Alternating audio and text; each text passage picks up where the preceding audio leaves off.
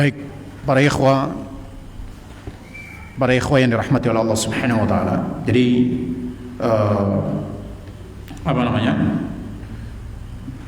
di sini dijelaskan bahwasanya tadi kita bacakan kembali, wa minal ma'lumi anna al-musalli idza kabbara fa innahu bimujarrad at-takbir ya haramat alaihi umurun lam takun muharramatan alaihi qabla as-salati.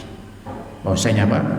Dan dari perkara yang maklum, yang sudah diketahui, sesungguhnya apabila seorang yang sholat itu apabila dia sudah bertakbir,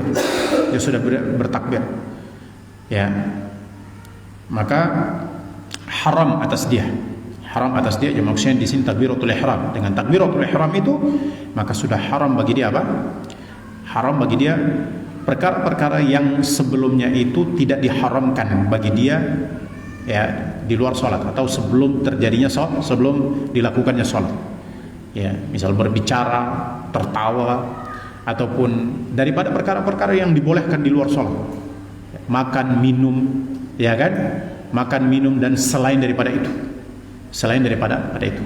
ya, maka perkara-perkara yang tadinya dia hukumnya mubah, boleh bagi dia di luar sholat, maka setelah takbiratul ihram perkara-perkara ini menjadi haram. Perkara-perkara ini menjadi haram bagi dia. Ya, wallahu a'lam bishawab. Apabila dia melakukannya, ya, dia melakukan perbuatan-perbuatan ini di dalam salatnya, maka bisa membatalkan salatnya. Ya, bisa membatalkan salatnya. Anak katakan bisa membatalkan salatnya karena harus diperinci. Perbuatan tersebut. Ya, alal aqal dia bisa jatuh dalam perbuatan yang membatalkan sholat atau makruh, ya, perkara yang dimakruhkan di dalam sholat. Allahu a'lam bishawab. Baik, para ikhwan yang rahmati Allah Subhanahu wa taala, maka takbiratul ihram ini, ya, ini merupakan apa? Fatahrimuha, ya, dari pengharaman daripada semua itu, daripada perkara-perkara yang tadinya mubah di luar salat itu, maka dimulai dengan takbir, yaitu takbiratul ihram, ya, dan semua amalan, ya, yang berada di dalam salat atau yang dilakukan di dalam salat, allati takunu fi salat, ya, semua amalan yang berada di dalam salat atau yang terjadi di dalam salat itu semuanya merupakan bagian ataupun dia sebagai perincian terhadap takbiratul ihram ini, ya, atau dia pengikut daripada takbiratul ihram ini, ya, yang mana dia merupakan tahrimul salat, yang mana takbiratul ihram ini dia sebagai apa? Pengharam untuk salat. Wallahu a'lam bishawab. Maksudnya di sini mengharamkan segala sesuatu, ya, aktivitas-aktivitas di luar salat atau di luar perkara yang diperintahkan di dalam sholat. Wallahu a'lam bishawab. Misal contoh seorang itu dia ruku, dia sujud, dia tunduk, dia menghinakan diri, dia berdoa, dia bermunajat, dia bertasbih di dalam sholat ini, maka semua ini adalah apa? Dia termasuk bentuk pembesaran atau membesarkan nama Allah Subhanahu wa taala. Wallahu a'lam bishawab.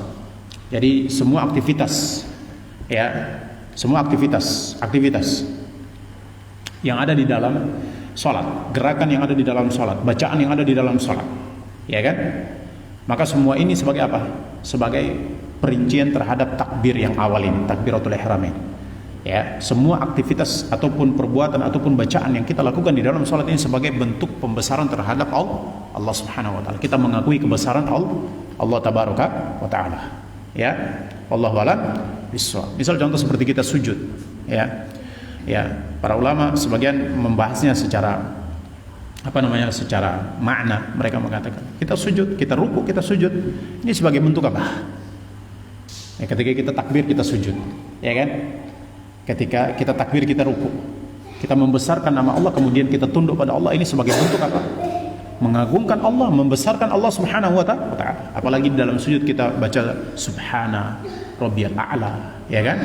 Maha suci Allah, Robku yang maha tinggi, ya kan? Ini sebagai bentuk membesarkan nama Allah Subhanahu wa taala. Maka dia perbuatan-perbuatan ini semua, bacaan, ruku, sujud, semuanya ini, maka dia sebagai bentuk tafsir, sebagai perincian terhadap takbiratul ihram tadi. Wallahu a'lam bishawab. Ya, kita membuka salat dengan takbir, membesarkan nama Allah Subhanahu wa taala, maka semua gerakan yang ada di dalam salat, semua aktivitas yang ada di dalam salat, Semua perbuatan yang diperintahkan di dalam salat, baik yang wajibnya, baik yang sunnahnya, ataupun yang baik yang rukunnya, ya, semua ini adalah sebagai bentuk membesarkan Allah tabaraka wa taala, membesarkan nama Allah jalla fi'ula, ya. Dan kita dalam salat ini sebagai bentuk pengakuan terhadap, ya, bahwasanya kita ini lemah, kita ini butuh kepada Allah subhanahu wa taala. Baik, ya, kita ini sangat butuh pada Allah subhanahu wa taala. Maka ya ikhwan, ya, cara terbaik untuk menyelesaikan masalah yang ada dalam diri kita adalah kita datang kepada Allah Subhanahu wa taala dengan salat. Kita datang kepada Allah Subhanahu wa taala dengan salat. Makanya Nabi sallallahu alaihi wasallam sebutkan, tempat yang paling dekat antara seorang hamba dengan Allah Subhanahu wa taala adalah ketika apa? Sujud. Ketika apa? Seorang itu dia bersujud. Sujudnya di mana? Sujudnya di dalam salat. Sujudnya di dalam salat. Nah, kita tidak butuh kepada meditasi orang Hindu. Meditasi di luar itu. Allahu a'lam bishawab. Ya, mencari ketenangan adalah ala bi dzikrillah tatma'innul qulub. Dengan berzikir kepada Allah Subhanahu wa taala akan menenangkan hati kita. Dan salat itu adalah zikir yang paling agung. Salat itu adalah zikir yang paling agung. Wallahu a'lam bishawab. Ya, Allahu a'lam bishawab. Kalau kita mau menenangkan hati kita, pikiran kita, ya kan, kita naik gunung, kita lihat alam semesta, kita membayangkan bagaimana, ya, penciptaan alam semesta ini, ya, itu sebagai bentuk zikir, ya. Inna fi khalqis samawati wal ardi wa ikhtilafil laili wan nahar wal fulki allati tajri fil bahri bima yanfa'un nas wa ma anzalallahu minas sama'i min ma'in wa ma anzalallahu minas sama'i min ma'in fa ahya bihi al arda ba'da mautiha wa batta fiha min kulli dabbati wa tasrifir riyahi was sahabil musakhkhari bainas sama'i wal ard la ayah. Terdapat tanda-tanda kekuasaan Allah Subhanahu wa taala. Allah sebutkan tentang penciptaan alam semesta ini. Maka terdapat tanda-tanda penciptaan Allah, tanda-tanda kebesaran Allah dalam penciptaan. Maka ini bentuk kita berzikir juga, ya. Wallahu a'lam bishawab. Ini bukan dengan kita datang ke tempat orang Hindu, kita melakukan meditasi, apalagi ini sebagai seorang yang dikatakan faham dengan agama, maka ini tidak benar. Ini tidak benar, ini fitnah. Ini fitnah dan ini bisa menjadi pintu menuju kekufuran. Wallahu a'lam bishawab. Ya. Wallahu a'lam bishawab. Kita jelaskan, ya, tanpa kita mencela seseorang, ya. Wallahu a'lam bishawab. Baik, para ikhwan rahmati Allah Subhanahu wa taala, adapun antum tidak usah masuk dalam perkara ini, ya. Berikan ini ruangnya para asatid untuk berbicara, ya.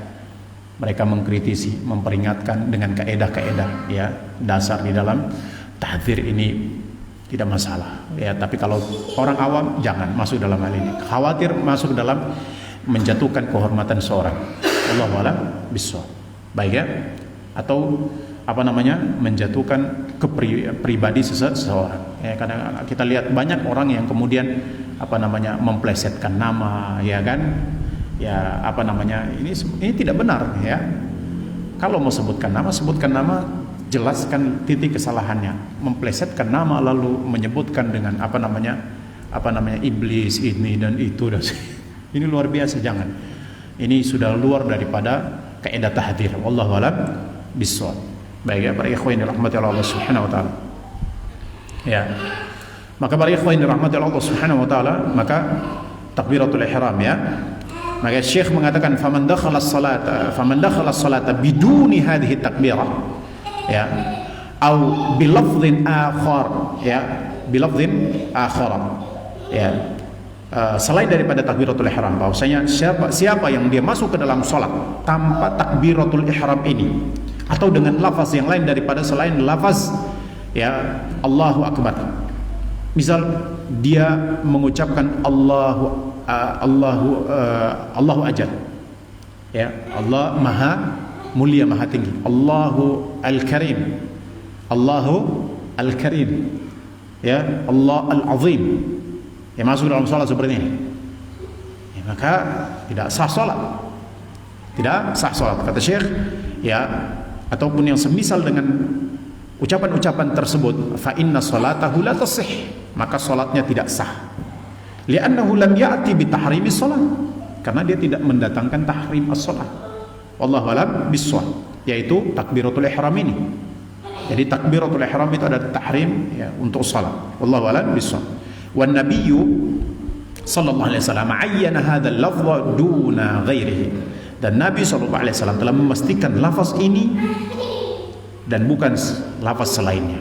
Jadi kalau seorang masuk dalam salat tanpa melafazkan takbiratul ihram ini, maka tidak sah salatnya. Wallahu a'lam bishawab. Misal dia mengatakan Allah al-azim, ya kan? Atau dia baca subhanallah, ya kan? Atau dia baca apa? Ya, Allah al-karim, ya. Atau dia baca Allah ar-rahman, ya kan? Ya. Maka tidak sah salatnya. Tidak sah salatnya. Wallahu a'lam bishawab. Ya. Bagaimana dengan orang yang tidak membacanya? Tidak sah salatnya juga. Kenapa? Karena tahrimus salat adalah apa? Takbir ini. Allahu akbar. Wallahu a'lam bishawab. Ya. Dan takbiratul ihram sebagaimana kita sebutkan bahwasanya takbiratul ihram itu bil jahri. Ya, dengan jahar. Ya. Bukan dengan diam dalam hati. Ya. Wallahu a'lam bishawab. Allahu akbar. Itulah takbiratul ihram. Wallahu a'lam bishawab. Baik, para ikhwan yang dirahmati Allah Subhanahu wa taala, maka jika seorang dia tidak mengucapkan hal ini, maka sungguh tidak sah salatnya, ya, li'annahu lam ya'ti bi tahrimis shalah, karena dia tidak mendatangkan tahrimus shalah alladzi huwa takbir, yang mana dia adalah takbir ini, ucapan takbir ini, ya.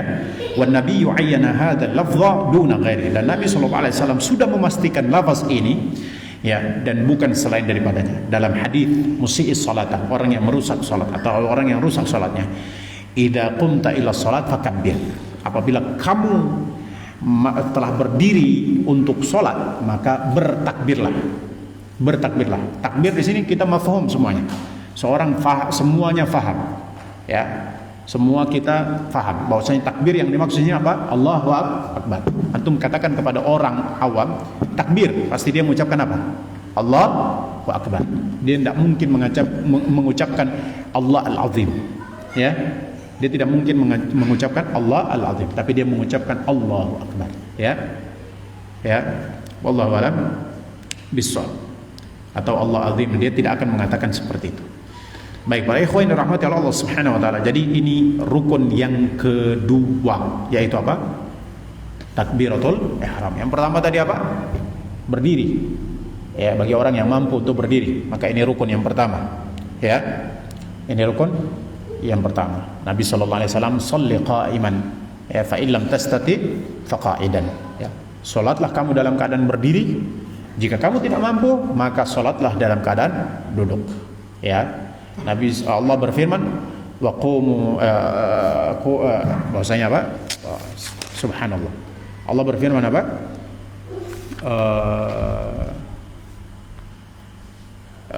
Subhanallah. Allah berfirman dalam Al-Quran, hafidhu ala salati was salatil wusta wa qumu lillahi, dan berdirilah untuk Allah. Berdiri untuk Allah di sini apa? Dalam salat dengan menggunakan kalimat perintah. Allahu a'lam bishawab. Allahu a'lam bishawab. Baik. Jadi ini rukun yang pertama. Rukun yang kedua adalah takbiratul ihram tadi. Kemudian rukun yang ketiga yaitu qiraatul Fatihah, yaitu apa? Membaca surat Al-Fatihah. Wa hiya a'dhamu surah fil Quran. Dia merupakan seagung-agungnya surat di dalam Al-Quran. Dan membaca Al-Fatihah ini dia merupakan rukun. Dia adalah rukun di setiap salat. Bahkan dia merupakan rukun pada setiap rakaat daripada rakaat-rakaat yang ada di dalam sholat, ya.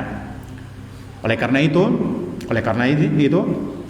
maka sesungguhnya surat Al-Fatihah ini Allah Tabaraka wa Ta'ala telah wajibkan, Allah Subhanahu wa Ta'ala telah fardukan bagi seorang hamba ataupun bagi para hambanya untuk membaca surat Al-Fatihah ini, ya, sehari semalam. Itu sebanyak berapa kali?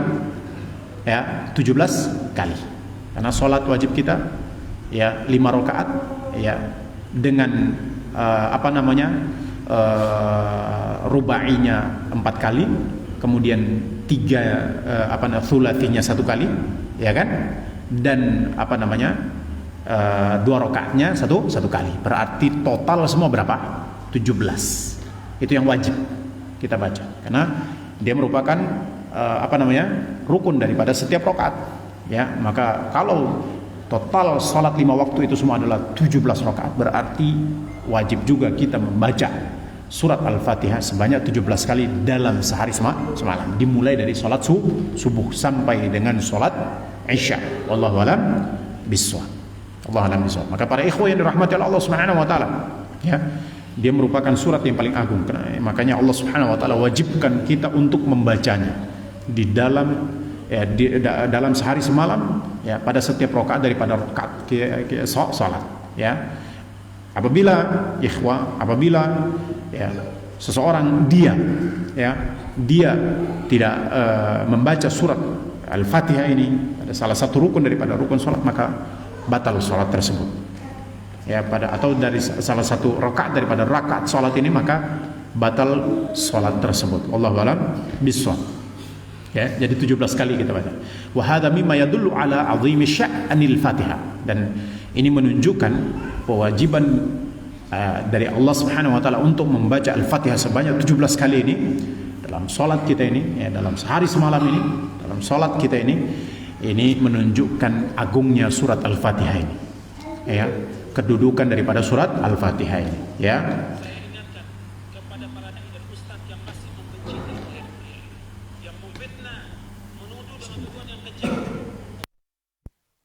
Cerita dan